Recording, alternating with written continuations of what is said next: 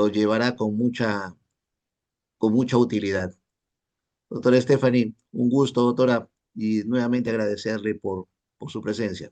Puede Gracias. seguir con su ponencia. Ok. Mm. ¿Me confirman si se ve toda mi pantalla? Sí se ve, doctora, sí se ve. Ya. Ok, bueno, buenas tardes, chicos.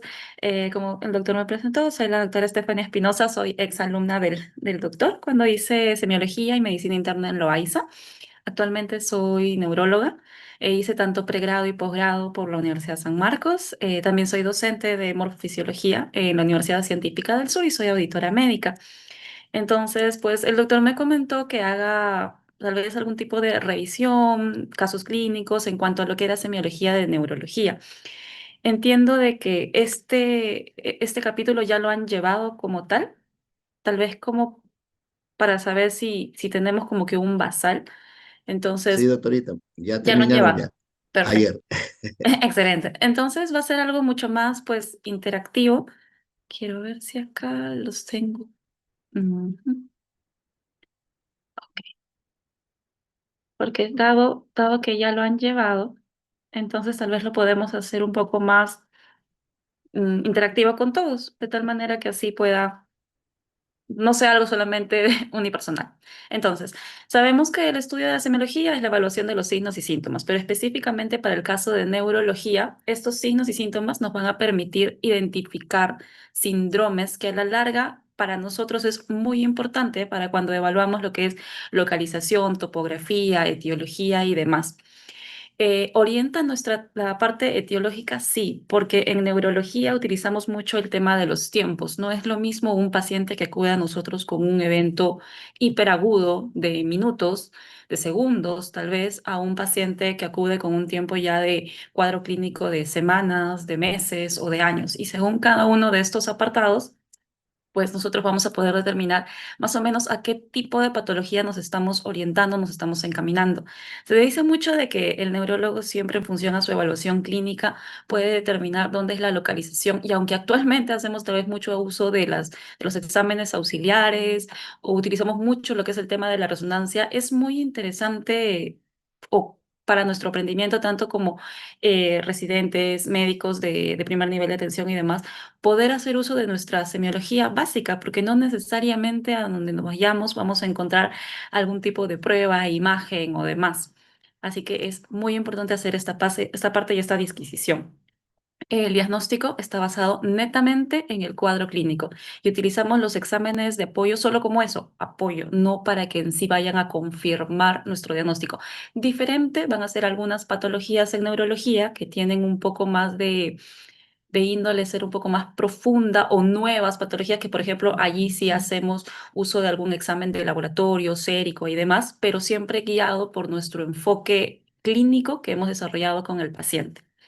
Entonces, lo que les comentaba, para nosotros es muy importante en cuanto a la parte de los antecedentes, desde lo más sencillo que podríamos preguntar al paciente cuando ingresa a consulta externa, si tiene algún antecedente de hipertensión, de diabetes, alguna dislipidemia como tal, factores de riesgo cardiovasculares, arritmias cardíacas, si tiene alguna enfermedad sistémica de fondo, hipotiroidismo, hipertiroidismo, diabéticos, si ha tenido o no el consumo de alguna sustancia tóxica, nociva, si se ha expuesto o no recientemente a alguna sustancia como drogas o fármacos que también podrían desencadenar algún cuadro clínico, si ha tenido o no algún tipo de antecedente de tipo traumático, si tiene enfermedades autoinmunes, no es lo mismo enfocar a un paciente con lupus, con artritis reumatoide, que enfocar a un paciente que no tuviese algún cuadro asociado. No es lo mismo enfocar a un paciente con tuberculosis, por ejemplo, que un paciente pues que simplemente está debutando con un cuadro clínico asociado a un proceso viral. Entonces, es muy importante saber los antecedentes y definitivamente los antecedentes familiares. Cuando nosotros hablamos en neurología, cuando nosotros queremos catalogar a nuestros pacientes como tal, siempre, bueno, yo soy de Revalidati, me formé allí la parte de el posgrado como tal, hacíamos primero una evaluación sindrómica, tal cual lo hacíamos en Loaiza. Y en función a nuestros síndromes, a nuestro problema principal, como lo llamábamos ahí, recién empezábamos a armar todo nuestro plan de trabajo. Y en función a ese síndrome, empezábamos, por ejemplo, recién a ver cuál era el diagnóstico etiológico, el diagnóstico topográfico, el diagnóstico nosológico. Entonces, era muy importante poder enfocar bien ante qué paciente nos estamos enfrentando.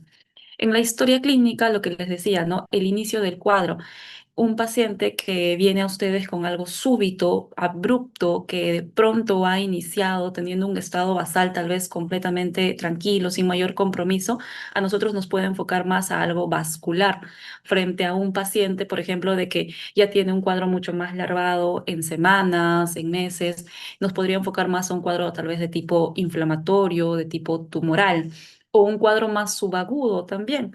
La evolución, cómo es que se ha dado el cuadro clínico. Sí, ¿por qué? Porque, por ejemplo, si ustedes ya han llevado semiología, tal vez también ya han enfocado algún caso o algún paciente que haya tenido tal vez un síndrome de Guillain-Barré. Y un síndrome de Guillain-Barré, si bien es una neuropatía, una polineuropatía aguda, ese término de agudo demarca mucho qué tanto tiempo el paciente ha llegado a su acné de cuadro clínico. Si el acné se da antes de los 28 días agudos para casos de neuropatías periféricas, podemos decir, ok, este paciente probablemente puede tener un síndrome de Guillain-Barré. Diferente fuese de un paciente que tiene un cuadro, por ejemplo, de más de 8 semanas, que ya no hablaríamos de un Guillain-Barré, sino hablaríamos de una polineuropatía crónica. Entonces es muy importante saber cuánto es el tiempo de enfermedad. La distribución corporal también. No es lo mismo, por ejemplo, el temblor que podría presentarse tan solo en una extremidad, a un temblor generalizado, a un temblor palatino, a un temblor cefálico. Es bastante remarcante para poder ver hacia qué nos estamos enfocando. Factores desencadenantes. Un paciente con migraña que se le desencadena por abuso tal vez de consumo de alguna sustancia que para ellos pues lo han visto, qué sé yo, consumo mucho de chocolates, de cosas con muchos preservantes o con mayor esfuerzo físico, nos va a enfocar. ¿Y qué síntomas se acompañan? O solamente, por ejemplo, es un paciente que tiene solo dolores de cabeza, cefalea o se está acompañando de náuseas, vómitos, fotofobia, sonofobia y tal vez ahí diríamos, esto ya cumple más criterios para el lado de migraña. Entonces, hablar de la semiología como tal es evaluar al paciente de manera íntegra, desde su evaluación del estado mental, los nervios craneales, la fuerza muscular, la sensibilidad, los reflejos, coordinación, marcha y postura. Un examen neurológico como tal per se completo no va a ser algo tan rápido que podamos hacer en 5 minutos o en 10 minutos, es mucho más que eso. A decir verdad, es una de las historias más largas. En consulta externa tratamos de enfocarlo un poquito más a qué estamos buscando en el paciente, dado que tenemos corto tiempo, pero en un evento como hospitalización sí deberíamos ser un poco más escuetos en esto. Entonces, por ejemplo, ¿alguno sabe cuál es la diferencia entre un paciente somnoliento, nubilado, estuporoso y coma? ¿O cómo es que lo pueden definir ellos? Así con sus palabras o con lo que ustedes puedan mencionarlo, porque entiendo que si hemos llevado semio ya más o menos nos podemos enfocar respecto a los estados, el nivel de conciencia. ¿O qué es nivel de conciencia, a decir verdad, primero? El nivel de conciencia básicamente es ese estado de alerta, de vigilia que va a tener el paciente y en función a qué es lo que nosotros encontramos o a qué tanto es que nosotros podemos ver cómo el paciente va a reaccionar frente a un estímulo externo, podemos categorizarlo, si queremos decirlo así, en diferentes estados. Un paciente somnoliento con tendencia al sueño, que lo podemos ver, por ejemplo, en la emergencia, que está allí sentadito en su silla de ruedas, que ante un estímulo simplemente verbal, lento, un sonido, señor, despierte, nos puede hacer caso, puede mejorar. Un paciente nubilado ya es cuando tenemos que hacer algo mucho más enérgico para que ya pueda el paciente nuevamente recobrar el hecho de relacionarse para con su entorno. Un paciente estuporoso ya, si hablamos desde el punto de vista más clínico, tenemos que incluso hacer uso de un estímulo doloroso per se con mayor énfasis para que este paciente pueda reaccionar. Y un paciente comatoso ya es un paciente que con ningún tipo de estímulo como tal, nosotros vamos a poder hacer que este mejore o mejore su nivel de alerta o de vigilia. Actualmente hay algo también que lo diferencian, ¿no? Con un paciente con estado comatoso, un paciente con estado vegetativo, un paciente con un nivel mínimo de conciencia. Coma y estado vegetativo no es lo mismo. En un paciente que tiene un estado de coma per se, no llega a conservar su ciclo sueño-vigilia, pero en un paciente en estado de vegetativo sí conserva su ciclo sueño-vigilia porque está preservado el sistema activador reticular ascendente o también conocido como SARA. Esa podría ser una gran diferencia. En un paciente en estado vegetativo, ustedes pueden ingresar al cuarto del paciente y lo van a ver que en el día van a estar sus ojitos abiertos y en la noche van a estar cerrados, como si estuviese con sueño, vigilia, pero se conserva el SARA. Pero en un paciente en estado de coma no va a ocurrir algo así. Cuando hablamos también de estado mental o de conciencia, hablamos de lo que son dominios cognitivos y podemos evaluar al paciente desde que está ingresando a consulta, cómo está su nivel de atención, de concentración, su memoria, su lenguaje. Lenguaje no solamente es la capacidad de fluencia, sino el lenguaje tiene muchas funciones. A decir verdad, pueden ser más de 6 funciones que evaluamos en lenguaje, desde la fluencia, la nominación, la comprensión, la repetición, la escritura, el lenguaje, la prosodia. Entonces, lo más sencillo que podríamos hacer es dividir, ¿no? Ah, y el paciente tiene una alteración del lenguaje, una afasia de Broca y afasia de Wernicke, que lo debemos haber escuchado. Pero es más que eso. Nosotros podemos evaluar todas estas funciones desde el primer momento que tenemos contacto con el paciente. Por ejemplo, atención, simplemente le pedimos que nos diga su nombre. Desde allí ya estamos evaluando qué tanto está alerta o selectivo a algún estímulo que nosotros le estamos dando. Concentración, haciendo, por ejemplo, que reste del 40 para abajo, quitando de 3 en 3, pero siempre teniendo en cuenta cuál es su nivel de educación, ¿no? ¿Qué tal si es un paciente quechua hablante, por ejemplo? No nos va a entender. ¿Qué tal si es un paciente analfabeto? Tal vez tampoco nos va a comprender. Entonces, siempre hay que tener en cuenta el contexto social de nuestro paciente. Praxias, la praxia, ¿cómo podríamos definir praxia? Praxia es básicamente la capacidad de poder realizar alguna actividad previamente aprendida. Por ejemplo, yo me puedo poner la casaca de manera automática porque ya lo aprendí.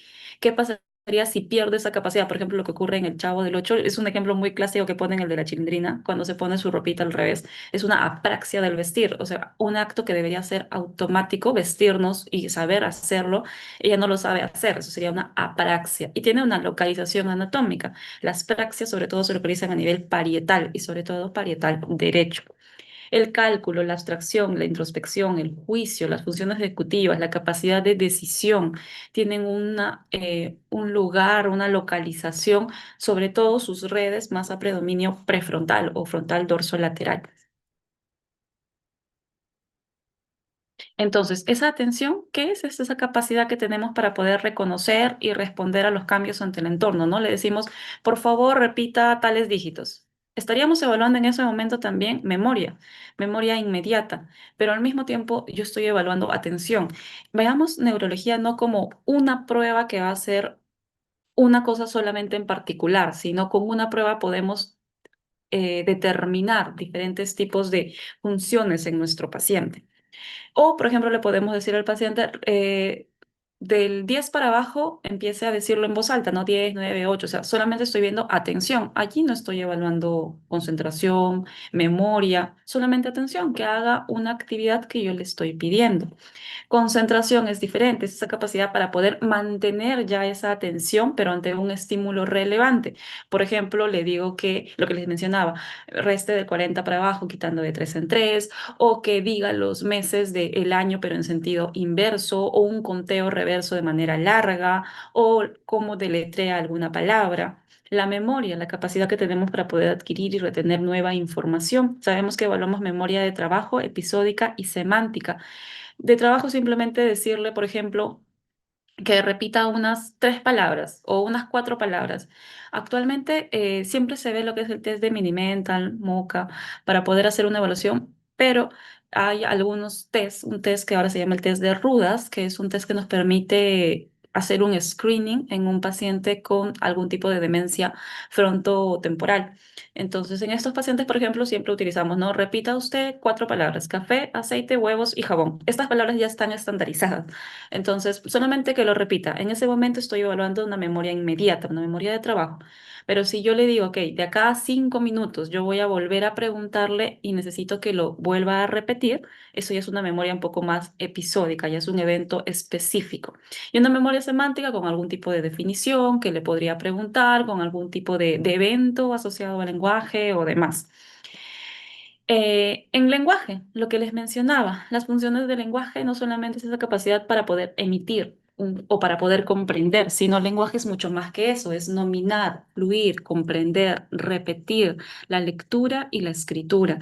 Saber de que no solamente tenemos una fascia de Broca, una fascia de Wernicke, tenemos una fascia global, una fascia de transducción. Tenemos 8 tipos de afasia. Las que más conocemos son la afasia de Broca, que decimos no es esa dificultad que tiene el paciente para poder expresar un lenguaje o producir un lenguaje, entiéndase producción del lenguaje como producción del lenguaje escrito y producción del lenguaje hablado. Y cuando hablamos de una fascia de Wernicke, de manera muy general o somera, sabemos que es ese paciente que tiene dificultad para poder comprender. Pero ¿qué pasaría si existe algún tipo de alteración, no en Broca ni en Wernicke, sino existe una alteración a nivel del fascículo arqueado que permite la comunicación entre Broca y Wernicke? ¿Qué tipo de afasia va a ser allí? ¿O cómo se va a presentar clínicamente en el paciente? Entonces, si hay una alteración en este fascículo que comunica ambos, que no son más que sustancia blanca, que sería el fascículo arqueado, el paciente va a tener una afasia de conducción y el paciente va a tener dificultad para repetir las palabras. Entonces es diferente. Entonces un paciente puede hablar, puede comprender, pero cuando yo le pido específicamente que repita una palabra, no lo va a poder realizar. Y los nervios craneales. Hablar de nervios craneales es bastante extenso, como lo deben haber visto en sus evaluaciones. Y lo que debemos hacer es que la base para entender neurología, semiología, es tener una buena base en anatomía, en histología y en fisiología. Si no, tal vez esto nos queda un poco difícil de comprender, va a ser un poco difícil entender la semiología o lo vamos a tratar de memorizar nada más y eso no nos va a ayudar porque sabemos que es un poco completo. Entonces, olfatorio básicamente podemos pedirle al paciente que con alguna sustancia no irritativa ocluimos cada fosa nasal y le pedimos pues qué olor que está percibiendo. Pero a nivel de nervio óptico per se, eh, a ver, vamos a ver. Ujú. Nervio óptico. Ok. Nicanor, diestra, para hacerlo un poquito más interactivo, o alguien que sepa cuál es el origen del nervio óptico.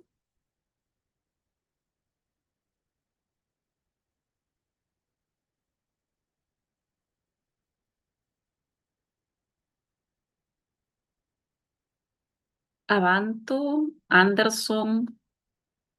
Buenas noches. Hola, ¿cuál es el origen Mm, del nervio óptico? Claro, por la unión, confluencia de las retinas, tanto la nasal como la temporal. Ok, pero si yo te pregunto, por ejemplo, ¿en qué capa de la retina específicamente? La retina tiene 10 capas, ¿correcto? Entonces, el origen va a ser en los axones de las células ganglionarias de la retina.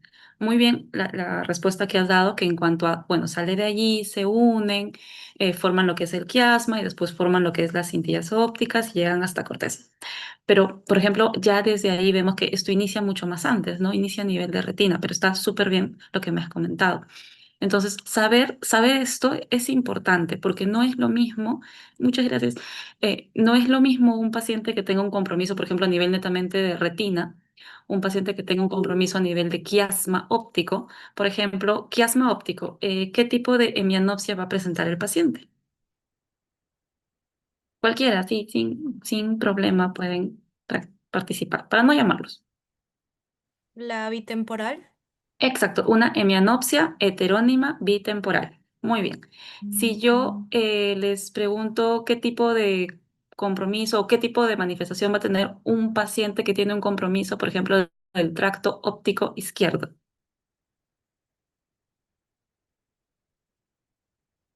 ¿va a ser ipsilateral o contralateral a la lesión? Ujú.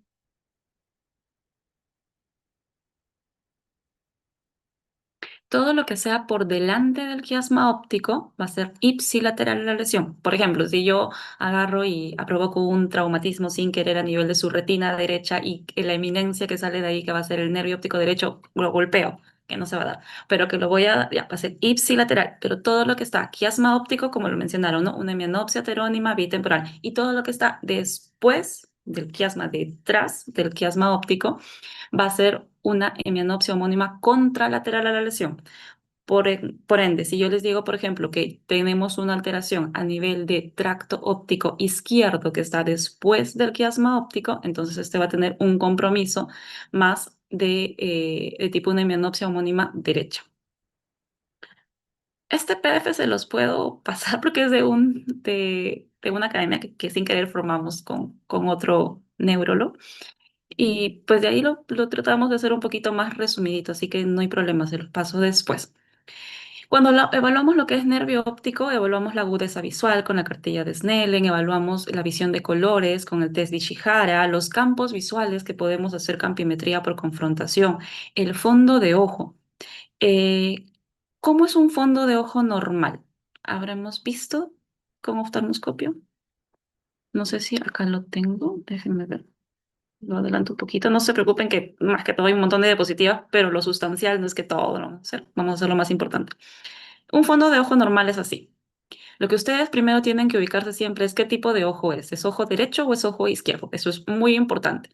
El nervio óptico, el disco óptico, siempre es más es a nivel nasal y ese te va a dar qué tipo de ojo es. ¿Es ojo derecho o es ojo izquierdo? Si el nervio óptico está más a medial de este lado, va a ser más un ojo derecho y la mácula va a ser más atemporal. Por lo general tiene un anillo neuroretiniano que va a estar bien demarcado, sus bordes van a estar bien demarcados, va a haber la eminencia de lo que son sus vasos retinianos, no va a tener una gran excavación, va a ser un color más o menos amarillo, perlado, pero sus bordes son definidos, a diferencia, por ejemplo, de este de acá, que es un poco más aumentada la excavación, que es un color un poco más pálido, que los bordes son difuminados, un paciente con glaucoma, por ejemplo. Vamos por acá. Ok. Y el reflejo fotomotor. Otra pregunta. ¿Cuál? Porque entiendo que ya tiene su examen. Entonces, creo que algo que me preguntaron a mí, no me acuerdo, es ¿cuál es la vía aferente y eferente del reflejo fotomotor? ¿Y qué es el reflejo fotomotor? Cualquiera. Ítalo Santiago, José María Rodrigo, Manrique.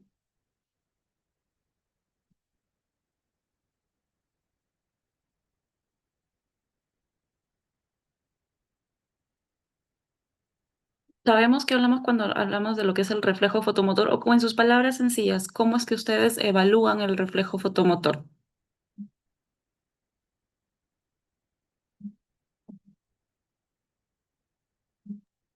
Oli, de nuevo. Em, Hola. Se hace un estímulo con la luz Muy bien, hacia el ojo y perfecto. va a generar una midriasis, ¿no? No, miosis, que la pupila se achique. Muy bien, Entonces, perfecto. Muy bien, entonces la vía aferente lo que recibe es el segundo nervio craneal y la vía eferente es el tercer nervio craneal. Cuando apuntas, bueno, el paciente tiene que mirar de frente, apuntas con tu linternita y ves lo que es el reflejo fotomotor. En la oscuridad va a tener una midriasis, pero en la luz va a tener una miosis, porque lo que necesitamos, ante la luz, imagínate que te apuntan directamente con la luz, pues tu ojo va a necesitar o a tratar de cubrirse, por así decirlo. Y el reflejo corneal, ¿cuál es la vía aferente y cuál es la vía eferente? ¿Y cómo lo pueden evaluar? ¿O es lo mismo que el reflejo fotomotor? La aferente sería el quinto primero, ya que es la sensitiva. Se hace Ujú, uso, me parece, de un algodón y perfecto. se trata de poner en la parte de la córnea del párpado, Ujú, y el estímulo que se va a observar es que van a cerrar los párpados y por lo tanto el eferente sería el séptimo, el orbicular de los párpados. muy bien, perfecto. Perfecto. Entonces, reflejo aferente, fotomotor, segundo y tercero, y ¿cómo se llama? Corneal, quinto y séptimo. Y muy bien, con una torunda de algodón, simplemente estimulan la córnea y ese es el estímulo el que vamos a evaluar. Perfecto. Ahora, distinto es cuando hablamos acerca de los nervios oculomotores, tercero, cuarto y sexto nervio craneal. En este caso, es muy importante determinar el tamaño de las pupilas. Lo normal es que esté más o menos entre 2 a 4 milímetros, que sean reflejos, que sea algo simétrico, que tenga un reflejo consensual conservado, ver si hay o no hay tosis, cómo están los movimientos oculares, hay diplopia, hay visión doble, si esta visión doble es a objetos lejanos, es a objetos cercanos, es a objetos horizontales, es a objetos verticales. Todo esto nos va a poder permitir identificar de qué tipo de patología tenemos. Por ejemplo, un paciente con una visión doble, pero objetos lejanos, es más un compromiso del sexto. Una diplopia horizontal es más un compromiso del sexto. Diferente es un paciente con visión doble a objetos cercanos y que sea uno encima de otro, de tipo orientación vertical, con tosis, con midriasis, es más una parálisis del tercero. Y diferente es una diplopia que sea, por ejemplo, cuando el paciente está subiendo o bajando escaleras, que tiene una orientación un poco más oblicua, de ahí su nombre de oblicuo superior. Es una parálisis del cuarto. Y acá, lo que veíamos en cuanto a movimientos oculares es muy importante. Semiología siempre es algo más de tipo evaluativo, pero presencial. Sin embargo, sabemos que los movimientos oculares que vamos a evaluar en los pacientes dependen o están en relación mucho a qué cosa estamos evaluando en los mismos, ¿no? Entonces, ¿cuál es la función por excelencia del sexto nervio craneal? ¿Qué hace con el ojito? ¿A qué músculo inerva?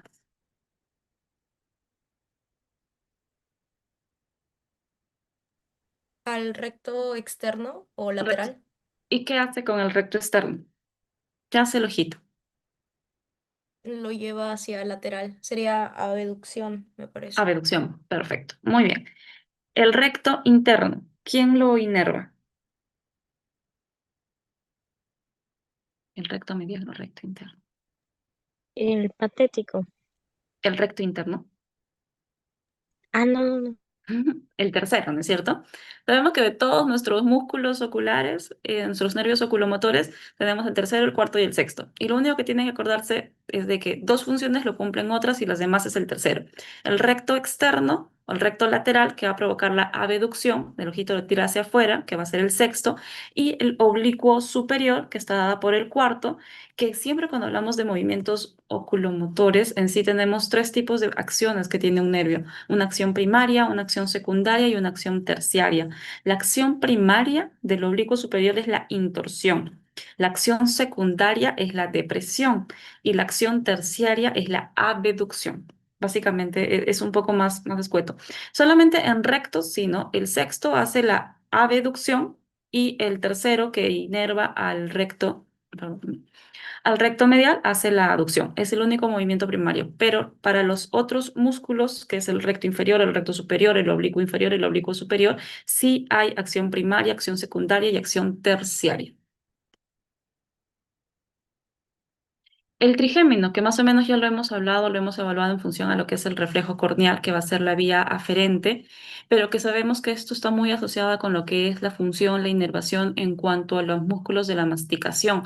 Evaluamos también lo que son músculos maceteros, temporales, cómo es que se da la apertura o el cierre bucal. Examinamos la sensibilidad a nivel del territorio del quinto uno, quinto 2, quinto 3 y el reflejo corneal y el reflejo mandibular.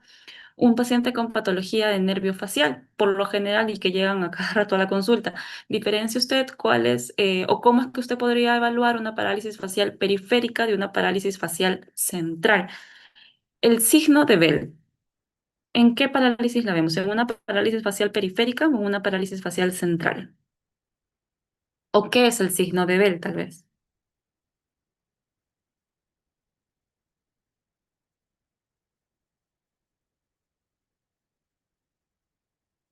Natalie,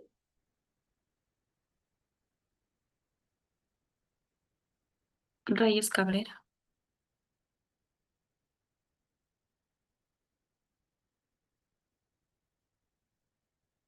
Una parálisis facial periférica va a tener el signo de Bell positivo en dicha zona o en dicha alteración. Y una parálisis facial central no la va a tener como tal. Una parálisis facial es evaluar clínicamente ante qué paciente nos estamos enfrentando. Sí, es muy importante. Una parálisis facial periférica sabemos que va a ser un compromiso mucho más, puede ser leve, moderado, severo, pero es una patología periférica, dada su nombre, dada su relevancia. Medicina física y rehabilitación mencionan corticoterapia en los primeros 48, 72 horas del evento. El paciente va a ir bien, pero algo más central tendría que hacernos pensar ya un poquito más. Esto es vascular, esto es desmielinizante, es inflamatorio, es tumoral. Entonces, sí es importante la relevancia del mismo. El octavo nervio craneal, el nervio vestíbulo coclear. Sabiendo que su rama coclear es más la parte auditiva y la rama vestibular es más la parte de equilibrio. En la parte coclear tenemos dos pruebas, la prueba de Rinne y la prueba de Weber. ¿Sabemos examinar Rinne y Weber? Más o menos, ¿lo han hecho? ¿Lo han realizado con el diapasón? ¿Sabemos a qué nos ayuda Rinne y Weber? Porque si no conocemos de esto, hay un caso que creo que les he puesto de hipoacusia. La hipoacusia es esa alteración de la audición y que puede ser de tipo conductiva o de tipo neurosensorial. Cuando afecta oído externo y oído medio, es una hipoacusia de tipo conductiva, y cuando afecta a nivel de oído interno, cóclea, corti, va a ser una hipoacusia de tipo neurosensorial. Una hipoacusia de conducción, por ejemplo, una otitis externa, un tapón de cerumen, una un colesteatoma parcialmente, pero una patología de tipo más central, por ejemplo, un schwannoma del vestibular, una masa tumoral que esté comprimiendo a nivel de ángulo pontocerebeloso, va a dar más un compromiso de núcleo, de nervio octavo, pero en su región más central, y eso va a ser una hipoacusia además neurosensorial. Y clínicamente sí lo podemos determinar. ¿Cómo? Con las pruebas de Weber y de Rinne. ¿Qué es una prueba de Weber? En una prueba de Weber, si no nos saltamos acá, una prueba de Weber y una prueba de Rinne. Ambas pruebas son complementarias. Se utiliza el diapasón, que por lo general puede ser de 256 o 512 Hz, perdónenme. En una prueba de Weber lo que hacen es golpear, estimular la parte del manubrio, la parte distal del diapasón, y lo colocan en el vértex. Lo normal es que no localiza en ningún lado, que esa vibración se sienta a nivel central o de manera similar para ambas eminencias, para ambas protrusiones. Sin embargo, si esta lateraliza al oído enfermo, va a ser una hipoacusia de tipo conductiva. Y si lateraliza esa vibración o esa sensibilidad hacia el oído sano, va a ser una hipoacusia de tipo neurosensorial. Weber y Rinne se complementan, entonces también se hace un Rinne. Lo que hace un Rinne es ver qué tanto está la vía de conducción aérea frente a la vía de conducción ósea. A diferencia de un Weber, que se coloca el diapasón en el vértex, en una prueba de Rinne se coloca esta cosita de acá, que va a ser el manubrio. Primero se coloca a nivel de lo que es la apófisis mastoides, y se coloca en la apófisis mastoides, que es una prominencia ósea, y se le dice al paciente que nos avise cuando deje de sentirlos. Estamos evaluando conducción ósea. Una vez que deja de sentirlo, lo colocamos a nivel preauricular del mismo oído que estamos evaluando y le avisamos lo mismo, nos dice cuándo deja de sentirlo. Por lo general, lo normal es que la vía aérea sea mayor respecto a la vía ósea, y esto lo podemos encontrar tanto en una hipoacusia neurosensorial como en un paciente que no tenga alguna patología. Sin embargo, si la vía ósea es mayor a la vía aérea, estamos en una hipoacusia de conducción. Es importante saberlo.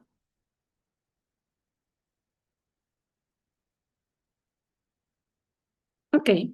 Glosofaringio, vago, nervios que se encuentran, y espinal, sobre todo a nivel de bulbo, evaluar lo que es el reflejo nauseoso, evaluar lo que es cómo está la simetría de la úvula, el paladar blando, y los movimientos cervicales, sobre todo los movimientos del esternocleidomastoideo y del trapecio, para evaluar lo que es el nervio espinal.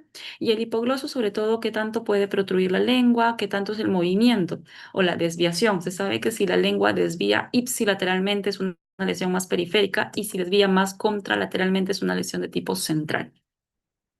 La fuerza muscular. Se utiliza mucho lo que es el MRC para evaluar qué tanto tiene fuerza muscular. Evaluamos 6 grupos musculares por lo mínimo, pero desde un paciente que no tiene fuerza muscular, cero, que va a estar un paciente pléjico, hasta un paciente normal, que va a tener su fuerza conservada 5 de 5, y entre ellas hay escalas. Por ejemplo, un paciente con una fuerza muscular 1 es que tiene un escaso movimiento, tal vez perceptible visualmente. Un paciente con movimiento de grado tipo 2, los movimientos son más horizontales, son en el mismo eje de la musculatura. Un paciente con grado 3 es que vence la gravedad, pero no la resistencia. Por ejemplo, le decimos, levante el brazo, levante el bracito, pero en ese momento yo le aplico una fuerza y no me va a poder vencer.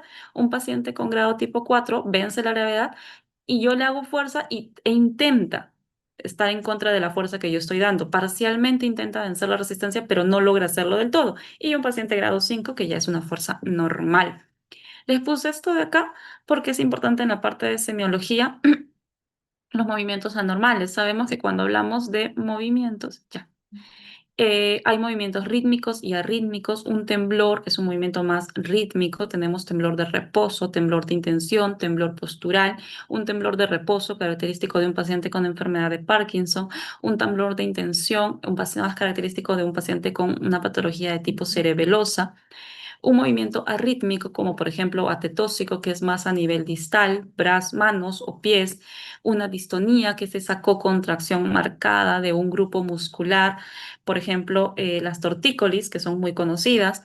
Un paciente con un hemivalismo, una corea, que son esos movimientos de toda la musculatura de un miembro en particular. Por ejemplo, si es sobre todo más a nivel de musculatura distal, coreico. Si es más a nivel de musculatura proximal, balismo. Se sabe que una lesión a nivel del núcleo subtalámico de Luis podría producir un hemivalismo contralateral como tal. Mioclonías, que son esos movimientos en determinados grupos musculares, y los tics, esos movimientos o sonidos involuntarios que por lo general se pueden suprimir. El paciente podría controlar.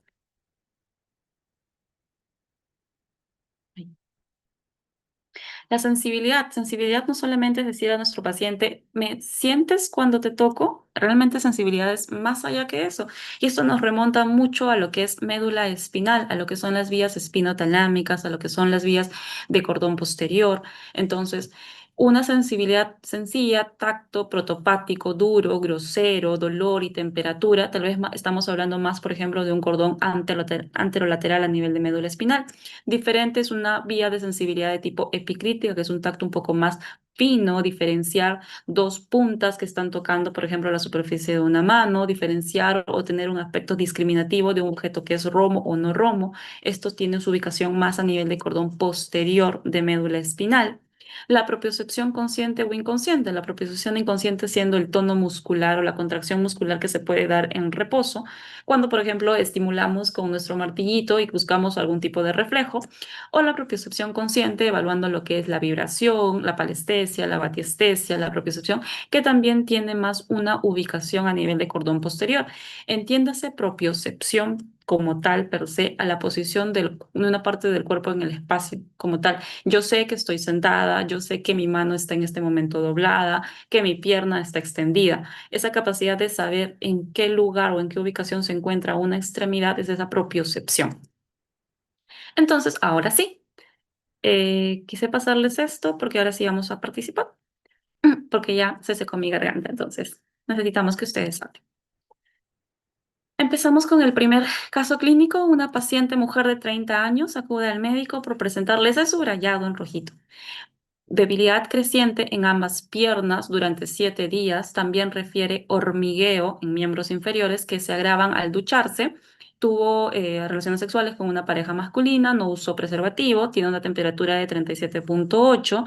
A la exploración física muestra disminución de la fuerza muscular y tiene clonus en ambas extremidades inferiores.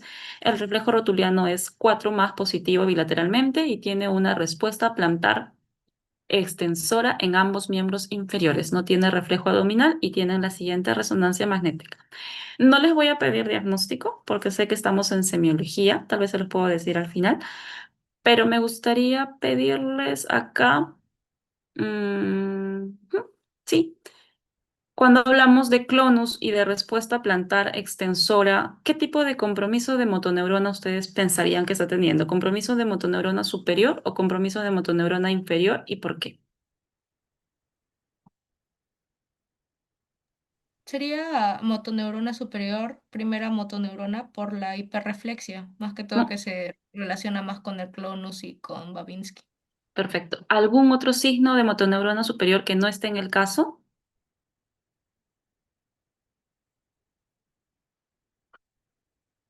La espasticidad, ¿no? La espasticidad, la hipertonía, la hiperreflexia, el Babinski, son signos de neurona motora superior. Signos de neurona motora inferior, ¿cuáles son?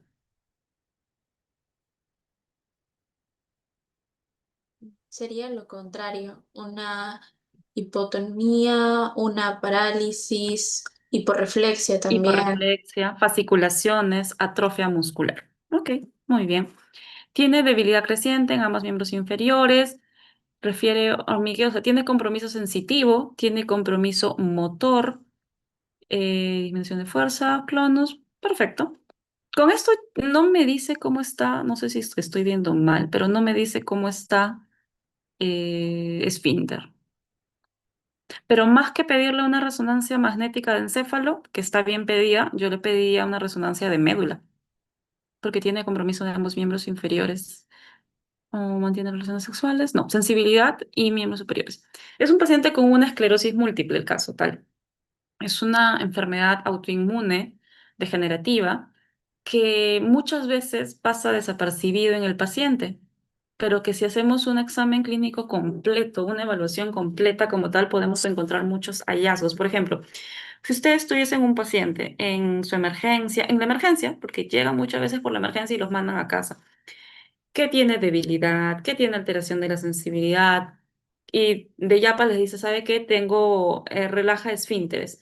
No puede controlar el esfínter urinario y fecal, piensen en médula. Sí o sí piensen en médula. Nos pondremos a sospechar cuál es la causa, que van a ser múltiples, porque si estamos con una mujer de 30 años que encima está subfebril, hay que ver que no sea algo infeccioso, que no sea algo inflamatorio, entre otras causas, pero sospechen en médula y pidan sí o sí una resonancia de médula para ver con qué se van a topar. En este caso, esta paciente ya tenía una enfermedad de fondo que se llama esclerosis múltiple y esta resonancia de acá es típica, son los famosos dedos de Dawson, que se pueden ver como estos dedos, ¿verdad? Como estos halos que van hacia, que quieren extender como de subcortical a cortical. Y estas lesiones, que por lo general son periventriculares, que pueden, que tienen que estar en contacto con los ventrículos laterales.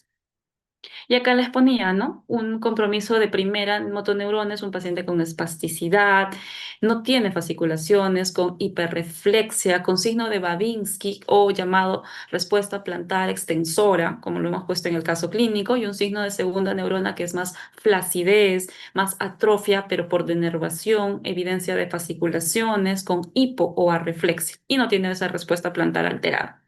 Hablábamos que en esta paciente había un clonus, que es ese reflejo exacerbado. Y entonces también categorizamos o vemos cómo son los reflejos como tal. Un reflejo ausente o hiporrefléxico, característico de un paciente con compromiso de motoneurona inferior, con un paciente con un síndrome de Guillain-Barré. A propósito de un Guillain-Barré, ¿cómo se manifiesta clínicamente un Guillain-Barré? Cualquiera. Por clínica, solo clínica. Tiene un compromiso Inicia de... una Ah, debilidad ascendente. muy bien. Progresiva, hiporrefléxica o arrefléxica, ¿no es cierto? Que alcanza su acné en máximo 28 días. Es por eso es que, o sea, Guillain-Barré es el epónimo que se le da, pero su nombre más correcto es AIDP por sus iniciales en inglés o polineuropatía inflamatoria desmielinizante aguda, porque es dentro de los primeros 28 días. Si es más de 28 días perdóname, de 4 semanas a 8 semanas ya es una polineuropatía subaguda y si es de más de 8 semanas es una polineuropatía crónica. Pero bien, es una debilidad ascendente, progresiva, hiporrefléxica o arrefléxica, que puede ser solamente motora, solamente sensitiva, que puede tener compromisos de nervios craneales y de a la cabeza cuando tengan un compromiso facial bilateral, una parálisis facial, una diplejía facial bilateral, valga la redundancia. Sospechen de primera entrada síndrome de Guillain-Barré. Entonces, ¿por qué se los enfatizo tanto? Porque es una enfermedad que sí podemos dar tratamiento si lo sospechamos y lo manejamos de manera rápida e inmediata en la emergencia. O sea, sí hay y la tasa de recuperación de nuestros pacientes puede ser rápida puede ser mejor. Bueno, normoreflexia, entiendo que todos nosotros. Hiperreflexia, por ejemplo, un paciente con hipertiroidismo o en los más delgaditos también pueden tener sus reflejos incrementados, pero reflejo no solamente es, golpeo con mi martillito y está incrementado, sino es ver la simetría. Es igual en ambos hemicuerpos, en el hemicuerpo derecho, en el hemicuerpo izquierdo, es igual en miembro superior y en miembro inferior. Hay que tener en cuenta esto. Y el clonus, que ya es ese reflejo exacerbado que lo vemos, creo que, bueno, no sé si ustedes han visto el Chavo del Ocho, pero yo sí. Entonces, se golpea y la pierna salta y es todo estrepitoso, todo aparatoso, clonus. Pero clonus, no me voy a confundir, es ese movimiento que no les he puesto una imagen, pero básicamente es ese movimiento que agarran el piecito del paciente y hacen un movimiento como de tipo sacudida y después de haber hecho eso, el temblor no, el movimiento del paciente persiste aun cuando nosotros no lo estemos estimulando. Y eso es un tipo de hiperreflexia, pero ya en un grado severo. Este caso de acá, que me gustó, sí, porque nos permite tener un poco más de análisis en cuanto a médula espinal. Un paciente varón de 37 años que sufre una herida punzocortante a nivel de la espalda, sobre todo a nivel de T9, T10 del lado izquierdo. 12 horas después presenta debilidad en el miembro inferior izquierdo con hiperreflexia y signo de Babinski ipsilateral. A la sensibilidad muestra pérdida de la vibración y posición, o sea, la propiocepción del miembro inferior izquierdo justo por debajo del ombligo y pérdida del dolor y la temperatura en el hemicuerpo derecho, que inicia 2 niveles por debajo del ombligo. La fuerza y la sensibilidad de las extremidades superiores son normales y el tono del esfínter anal es conservado. ¿Han revisado este caso clínico? ¿Más o menos tienen algún tipo de sospecha ante qué nos estamos enfrentando?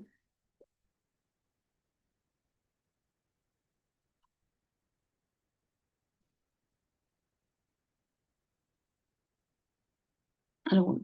Alejandro, José, María, Ítalo, porque las chicas están participando hoy día, como siempre. Jesús, Steven, ¿han revisado esto de acá? ¿O han revisado los casos clínicos? Porque ese es un síndrome medular, pero podemos ser un poquito más específicos solamente con el relato del paciente.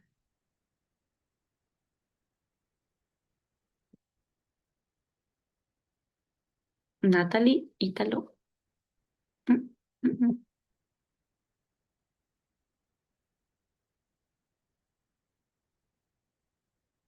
A ver, chicos, es un síndrome medular de tipo, no sé si les tengo que decir el tipo todavía completo, pero lo que sí es importante es que les puse este caso porque ya desde, por ejemplo, solamente el relato que están teniendo acá, ustedes podrían ver más o menos dónde está la lesión. Hablan de que en este paciente hay un compromiso motor izquierdo, vibración y propiocepción izquierda y que el compromiso sensitivo termoalgésico es contralateral. Está afectando toda la médula y a decir verdad está afectando toda la mitad de una médula. Y aún más, hacer un poquito más escueto sin necesidad de ver imágenes, yo diría está afectando toda la mitad de la médula izquierda. Porque si nos acordamos por fisiología o fisiopato, sabemos que lo que es vibración y propiocepción está más a nivel de cordón posterior y por lo general es ipsilateral, porque sus fibras se van a decusar sobre todo a nivel más superior, ¿no es cierto? Pero en cambio, a nivel de sensibilidad, llámese termoalgésica, la decusación se da específicamente a nivel de médula espinal. Entonces, acá está habiendo un compromiso motor, un compromiso vibratorio, propiocepción de la misma zona con compromiso de termoalgesia contralateral. Es una hemisección medular o un síndrome de Bronze-Quart. Y a propósito de los síndromes medulares, sabemos que si hay un compromiso, por ejemplo, de toda la médula como tal, que esta no es la imagen, pero de toda la médula, una afectación transversa completa de toda la médula, mi paciente va a tener una pérdida completa de la actividad motora sensitiva por debajo de la lesión, va a tener o puede tener, perdóneme, una arreflexia inicial por shock medular, pero luego va a comportarse con hiperreflexia, con espasticidad y va a haber completamente anestesia en todo ese nivel sensitivo que está habiendo en este caso y obviamente una disfunción vesical e intestinal. Diferente es un paciente con un síndrome de Brown-Séquard o un síndrome de misección medular, que es la lesión de toda la mitad de la médula en donde característicamente ipsilateral a la lesión va a haber un compromiso de la vía piramidal, una debilidad ipsilateral, va a haber una alteración de la propiocepción, de la vibración del tacto epicrítico ipsilateral por esa afectación que se da a nivel de cordón posterior y de manera contralateral por esas fibras que cursan por la comisura blanca anterior va a haber una alteración en cuanto a dolor, temperatura por la vía espinotalámica, 2 a 3 segmentos por debajo de la lesión. Distinto es una afectación, por ejemplo, que solamente comprometa cordones posteriores, entendiendo que con cordón posterior está además la vibración, el tacto epicrítico, la propiocepción, entonces va a haber una alteración del mismo ipsilateral a la lesión y podría darse una ataxia, pero de tipo sensitiva, una marcha en este patch, una prueba de Romberg positiva, que es esa prueba en la cual le pedimos al paciente que cierre los ojos, lo paramos con los talones bien juntos y la prueba de Romberg positiva como tal es que el paciente caiga al suelo, no es solo que se tambalee para un lado, es que caiga como tal al suelo. Ujú. Diferente es un paciente, por ejemplo, con un síndrome de cordón anterior. Es muy importante que ustedes recuerden la parte anatómica. ¿Por quién se da la irrigación? La médula espinal, por las arterias espinales anteriores, perdón, por la arteria espinal anterior en los 2 tercios y por las 2 arterias espinales posteriores en el tercio posterior. ¿Qué pasaría si hay un compromiso vascular, hemorrágico, el de cualquiera sea el caso, y se obstruye la arteria espinal anterior? Pues va a haberse comprometido los 2 tercios anteriores de la médula, que era a donde llegaba la información, a donde irrigaba la misma. ¿Y cómo se puede presentar clínicamente si compromete todo lo que es la parte del cordón anterior o infarto de la arteria espinal anterior? Va a tener una alteración de dolor, de temperatura, una parálisis motora bilateral, sí, porque hay un compromiso a nivel de lo que son las astas anteriores, un daño de la vía piramidal. Sin embargo, estos pacientes van a conservar propiocepción, van a conservar vibración, porque los cordones posteriores van a estar preservados y podría haber disfunción anatómica. Distinto es, por ejemplo, un paciente que tenga un síndrome de cordón central, una siringomielia, que el canal ependimbario empiece a dilatarse y a dilatarse y a dilatarse. Por ejemplo, un paciente con malformación de Chiari tipo 1 va a tener una debilidad más marcada en miembros superiores respecto a miembros inferiores, va a tener una alteración de la sensibilidad, pero como en capa, como en chal, lo mencionan algunos, de dolor y temperatura. Y vamos con el caso clínico 3. Una mujer de 79 años es llevada al servicio de urgencias debido a un historial de ronquera de 1 hora de duración. Su pulso es de 85, su presión es de 142/90. La exploración física muestra una disminución del reflejo nauseoso, interesante, pérdida del dolor y de la temperatura en el lado izquierdo de la cara y en el lado derecho del tronco y las extremidades. No hay asimetría facial y la lengua no se desvía al protruirlo. Su fuerza es 5 de 5. La exploración oftalmológica muestra movimientos oculares rítmicos e involuntarios. Hay miosis y tosis en el lado izquierdo. ¿Han visto este caso? ¿Lo han analizado un poquito? ¿Ante qué síndrome o más o menos dónde podrían sospechar que está la alteración? ¿Está en corteza? ¿Está en tronco? ¿Está en cerebelo? ¿Está en algún nervio periférico? Hablan de un reflejo nauseoso alterado.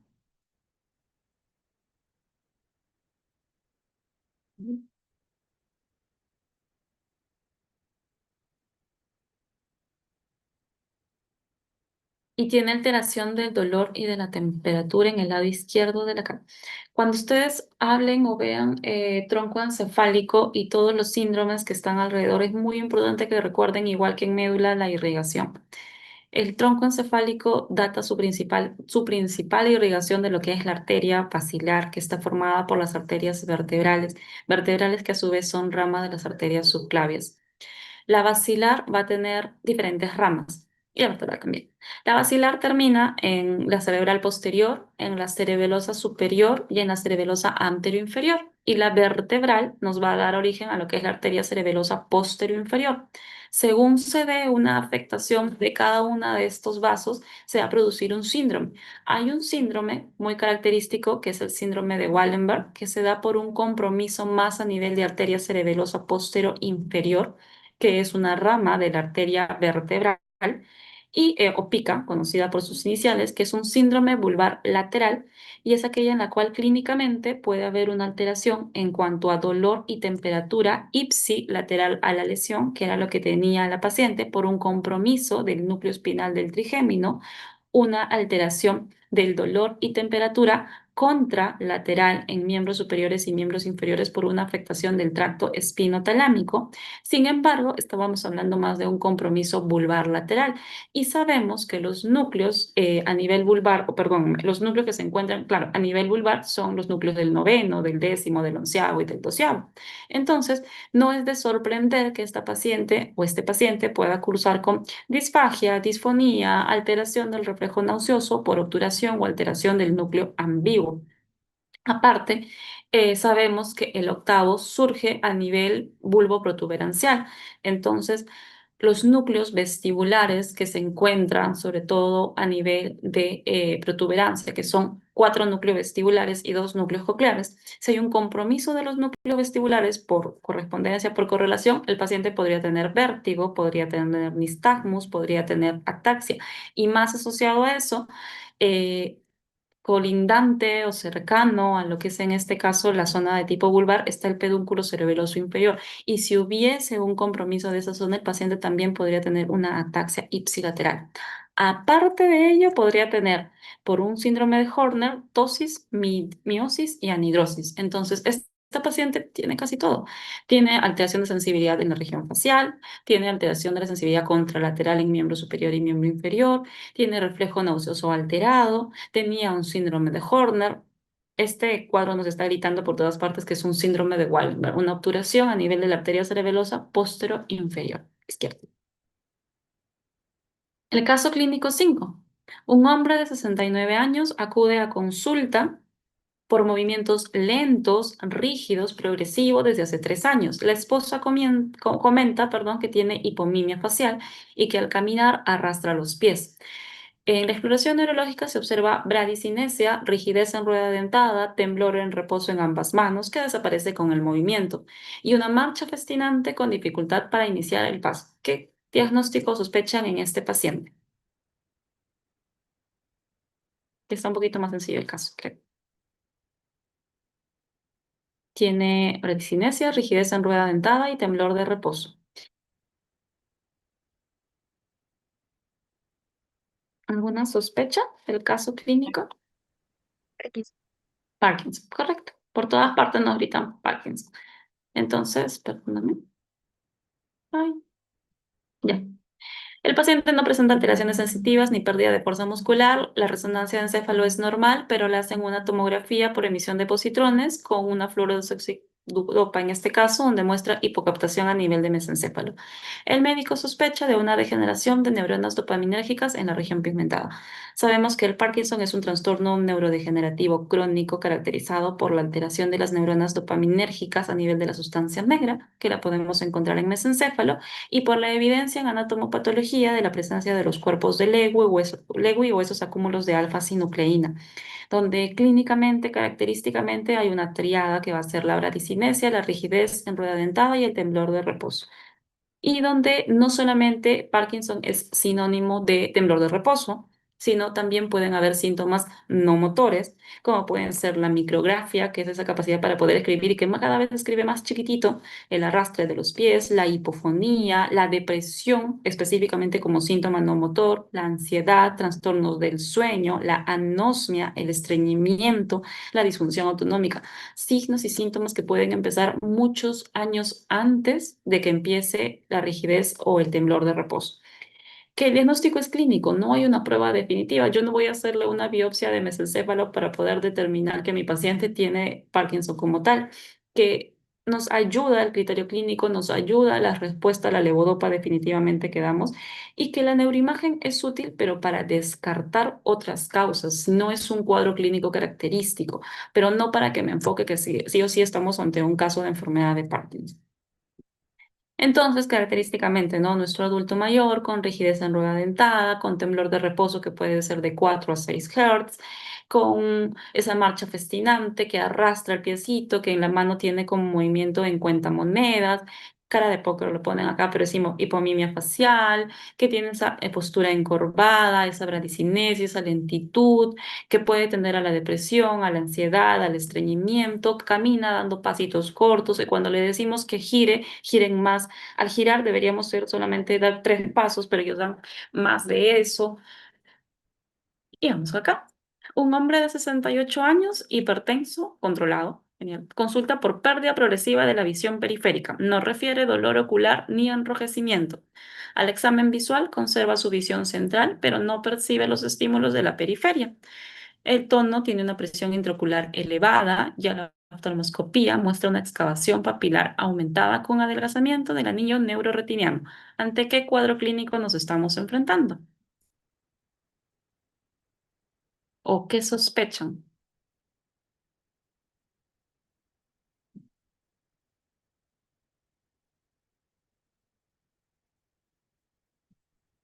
Glaucoma, podría ser, presión intraocular elevada.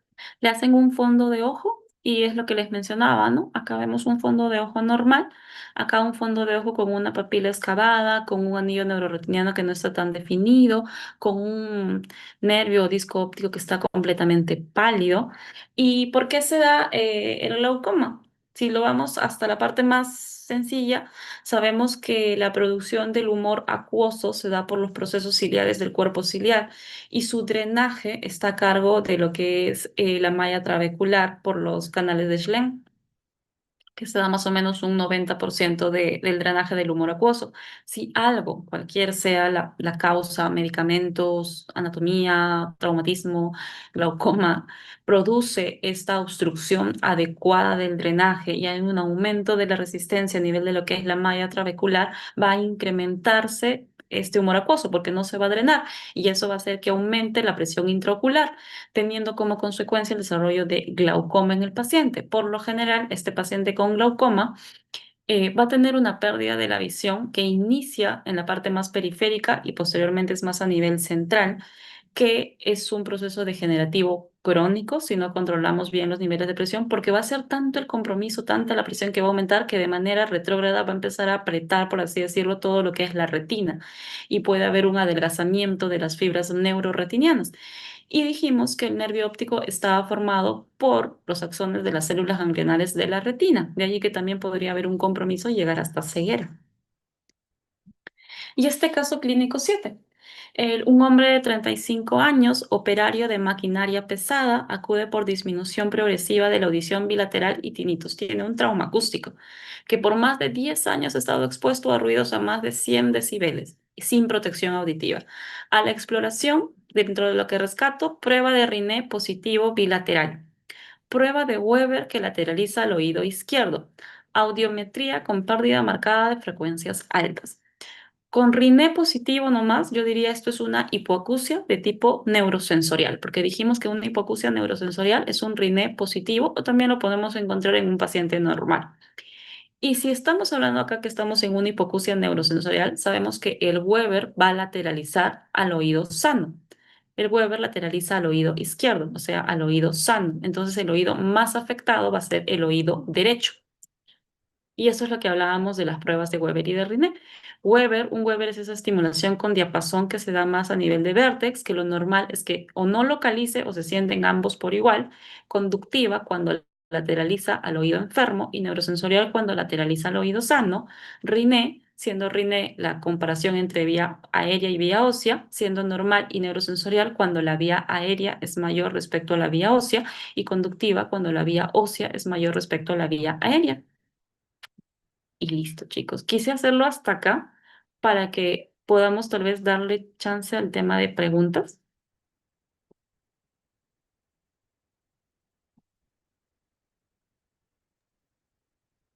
Doctor Stephanie, se agradece, verdaderamente. Estoy seguro que los alumnos han sabido aquilatar su ponencia, doctora. Gracias, Doc. No sé si hay alguna duda, tal vez. ¿Alguna pregunta, alguna duda?